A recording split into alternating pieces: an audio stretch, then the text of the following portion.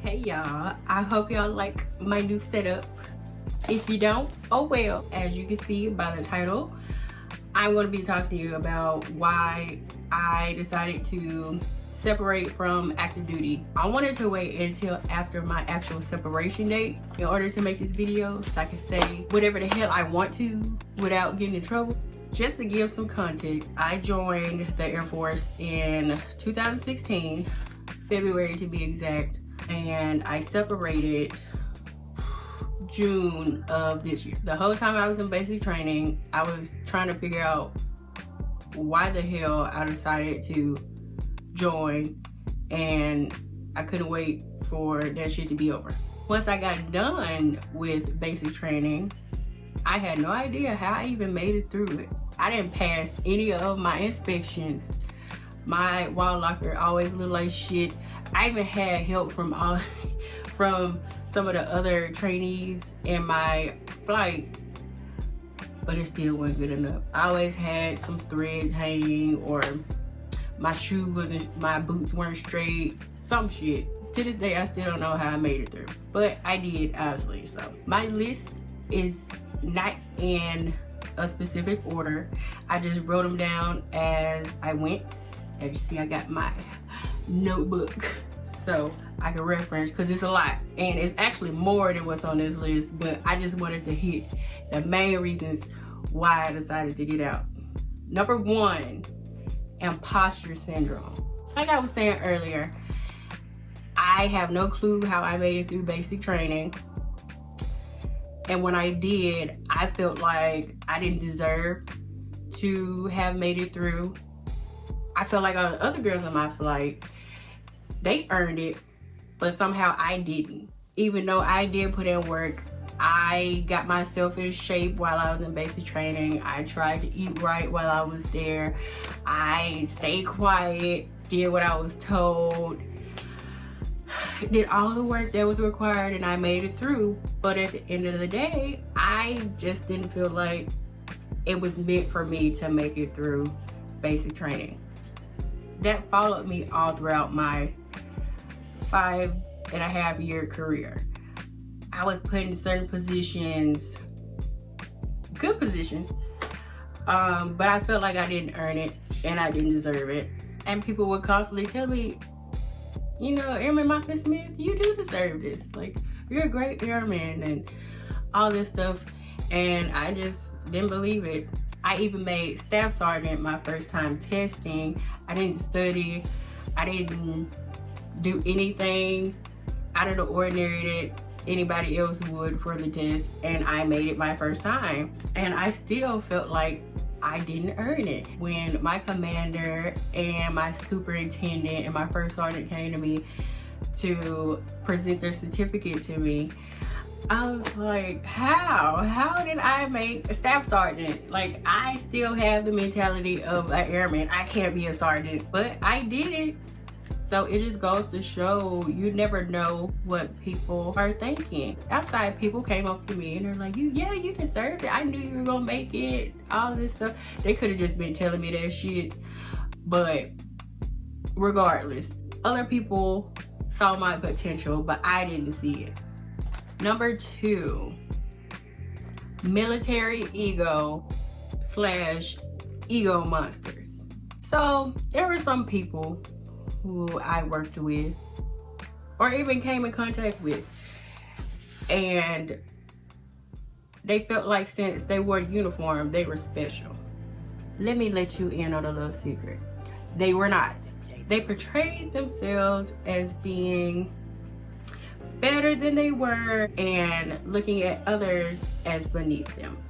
With rank comes more responsibility and more privileges, such as becoming a supervisor or even being in charge of a group of airmen. And it also comes with plus sides, such as being able to make your own work hours, depending on what section you work in. Not being micromanaged as much. Being able to take extended lunch breaks. Stuff like that. But you have some people, mainly in the senior NCO tier, who just take it overboard. They make anybody lower ranking than them feel like nothing. They make their life a living hell. But in general, military ego, you'll notice it in those people who their whole life is the military. Outside of work, the only conversation they have is about work, military related things. They don't have any hobbies or anything outside of the military that they're working on. Everything they do is for the military. That can be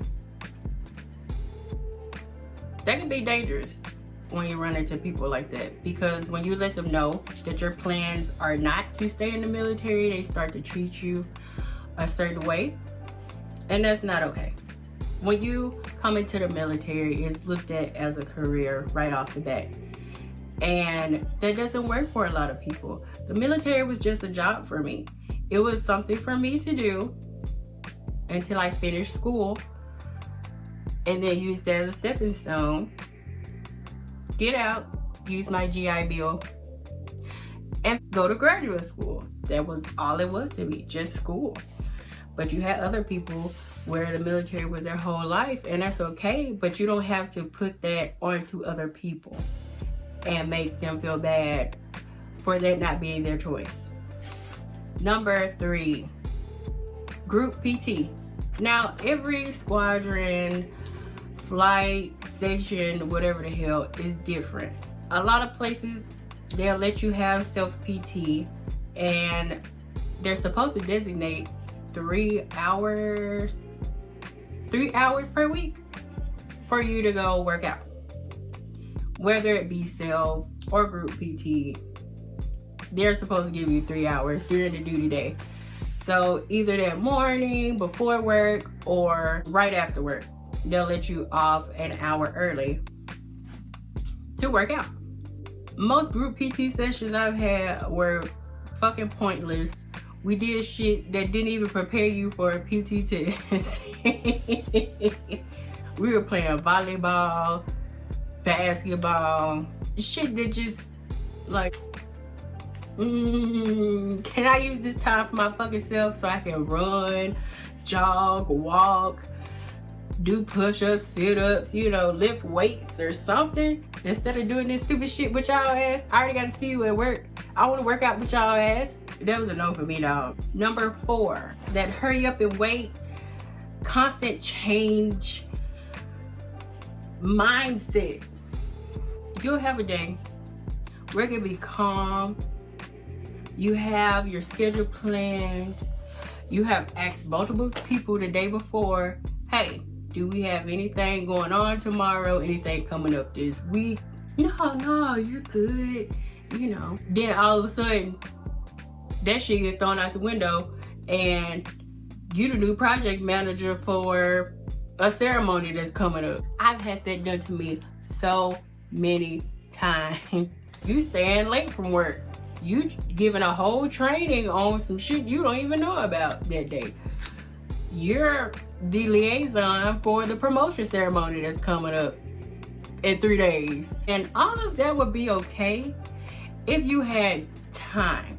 But most of the time, this stuff is thrown at you last minute, and it's like, come on, you gotta do this, you gotta do it, get this right, do this. And it's like, damn. And that causes a lot of stress and anxiety. Or you have other situations where it's already that hectic schedule or task, and you're already, you know, you're on it, you're doing it, and then all of a sudden it's like, oh, don't worry about it, we're gonna put that off, or it's delayed. I just put off all my other shit because you told me to do this. Going through that all the time takes its toll on you. I know it did for me, which brings me to number 5. I developed an anxiety disorder. I developed an anxiety disorder within 2 years of being in the Air Force. And it started because I was put in a position. I'm just gonna go ahead and tell y'all. I was put into the legal office on base to work as a paralegal. Even though I had no training, no background, context, anything dealing with legal issues, but I was put in charge of handling the base's discharges, and that's a pretty stressful job. You have to go through these people's records, all these details, you know, come up with the reason for separation, whether it be drug abuse, mental health issues, failure to adapt. There are a lot of people who get discharged from the military on a weekly basis. Me not having any training, to say the least, I was always stressed. So I went and I sought out mental health because at that point I feel like I needed to. I did go through Military One Source for therapy for a little while, but then I was like, yeah, this isn't enough. I need to go to mental health on base and seek help. It helped a little bit, but it wouldn't change until I got out of that environment and ultimately out of the military in general. I just had coping mechanisms and techniques to help me through until I was able to separate. And there's nothing wrong with it. The military is stressful for a lot of people, and there are many different things that can stress you out and cause anxiety. Don't let anybody make you feel bad for seeking help. If you need to go to mental health, go. I know it has a bad rep, but they do help you. And if you get a really good therapist, they will do everything in their power to help change the environment that's causing you these issues when other people don't want to listen to you. Number 6, I also developed an eating disorder. This stemmed from basic training. While I was in basic training, actually before, I had to lose weight in order to go to basic training. I was 10 pounds overweight. Well, I had to lose 10 pounds and keep it off until I left for basic training. In basic training, I lost an additional 10 pounds. When I went down 3, maybe 4 dress sizes. And every time you take a PT test, they weigh you. Currently, they don't. They took that away due to COVID. But before then, you would be weighed. They take your height. And they also do waist measurements. I had never been taught proper nutrition or, you know, ways to stay active and exercise and stuff like that. So I resorted to starving myself. I got into a habit of eating less and less. And if I saw that I gained weight, some days I wouldn't eat at all. I used to get sick all of the time. And now I realize it's because I wasn't providing nutrients for my body. I was just focusing on the numbers on the scale, being so worried about passing this PT test because I didn't have that knowledge of, hey, you can eat and lose weight. Hey, you can exercise and weight lift and you'll be okay. So I feel like that's something that should be taught, because I'm pretty sure I'm not the only person who resorted to drastic measures. Number 7. Being taken advantage of all the time, aka being fucked over. My work ethic in the military was superb, I would say. I did everything in my power to help others as well as do my job, sometimes taking on other people's job. And I guess you could say I was a workaholic in a sense. There were some people who I worked with and they would take advantage of it. They would see that I was willing to stay after duty hours to get work done. I was willing to volunteer for stuff. Rarely, but if it piqued my interest, I would volunteer and lead things or help with things. And I started being the guinea pig for a lot of things, and I started to get overworked. Within my 5.5 years of being in the Air Force, I had moved squadrons about 6 times. I've had several different supervisors, 2 of which were within my career field, but the other ones had no idea what to do with me, basically. And I would tell them moving so often was detrimental to me. My functional manager, which is the person in charge of placing you into a squadron, the person you talk to when you get orders, they were no help. They just put me where they wanted to put me, which I understand from a business standpoint. But if I'm sitting here in your office crying one day because of how many times I've been moved, being put in positions where I'm not even doing my job, something's gotta give. So over time of, just being in those certain situations, I just gave up hope. That's why I'm here now. Number 10, not playing the game.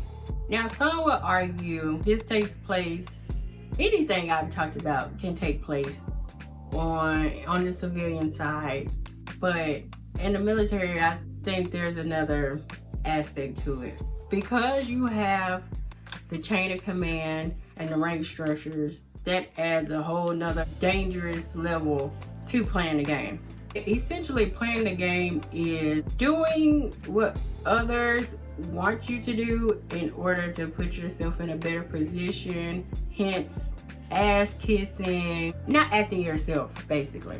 Dog and pony shows, like when commanders come to visit, squadrons going all out with decorations and being overly nice to the person visiting. And I don't mean, common courtesy nice. I mean over the top. Like if the person tells you they don't want certain things when they come, it's just a routine visit, and you still treat it like the president is coming to the squadron, that's an issue. I've never been one to play the game. That's another reason why I had to cut my career short. I wasn't willing to be a doormat for somebody just because they had rank or just because they had served how many plus years over me. I wasn't willing to be disrespected by people just to get ahead. I want to get ahead on my own merit, based on my work ethic, based on me as a person. And that's not how it goes a lot of the time.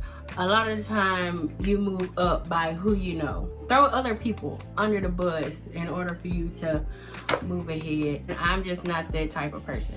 Now, these last 2 are a bit personal. Number 9, the racism and the unacceptance. Racism is everywhere. In the military, outside the military, up the street, the next town, next state over. But my experiences in the military really just pissed me off. I remember when I was working in the legal office.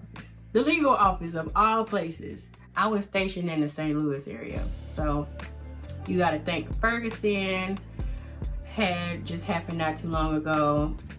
But there was another case where a black man was killed by a police officer, and the police officer had gotten off by a supervisor at the time. Yes, she was a clear person. She wanted to spew her opinions and her views about how right the cop was to kill the victim and how she wasn't racist because she has black friends and all this other stuff. And I was just sitting here, did you ever take into account how I felt about the situation? Like, she not once sat down with me and said, hey, I know this is a sensitive topic for you. Let's talk about it. And then she could have, well, I feel this way because of this. And then I could have told her how I felt instead of her just going around the office. You're entitled to your opinion, but you don't have to let everybody else know about it. And that just let me know where her mindset was.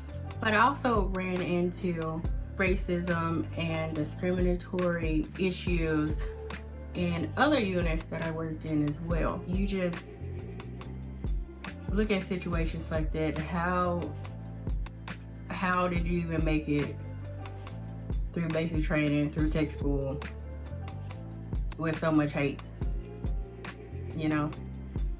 And even while I was in basic training, we had an incident where one of the other trainees called my best friend now, another trainee, the N-word.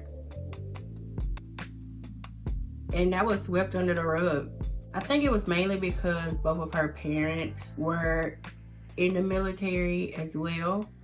But I strongly believe it was because she was white. Because if either one of us black women said anything derogatory to any one of them, we would have been recycled or even kicked out. Last but not least, me being in the military put a huge strain on my marriage as far as distance wise. My husband and I lived about 5.5 hours away from each other. To take it back, rewind to why we even got in this situation. We moved to Wisconsin after he had got out of the military so that he could begin an apprenticeship, and they didn't call him back right away. So he was working odd jobs. I was working at Walmart. So we have been waiting for him to get the call to start his apprenticeship. That wasn't happening, Captain. So I went ahead, talked to the Air Force recruiter, and signed all my paperwork and left for basic training not even 2 weeks into me being in training. He finally got the call to start his apprenticeship.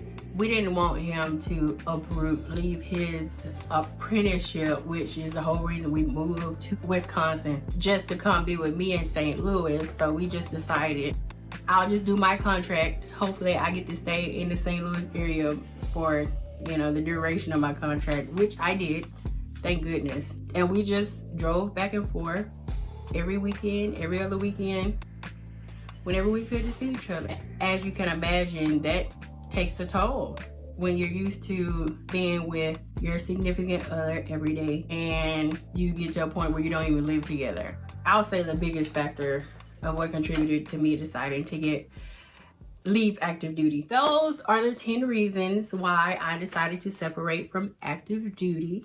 If you have any questions, any comments, just leave them down below. Yeah, hopefully you don't look at this video and be like, well, I'm not joining if I'm gonna go through all that. No, it's just part of life. This is my experience in the military. It's not everybody's experience. You can join and have a completely different experience, or experience not even half what I did, and enjoy your time. Just do you, boo. All right, I'll see y'all next time.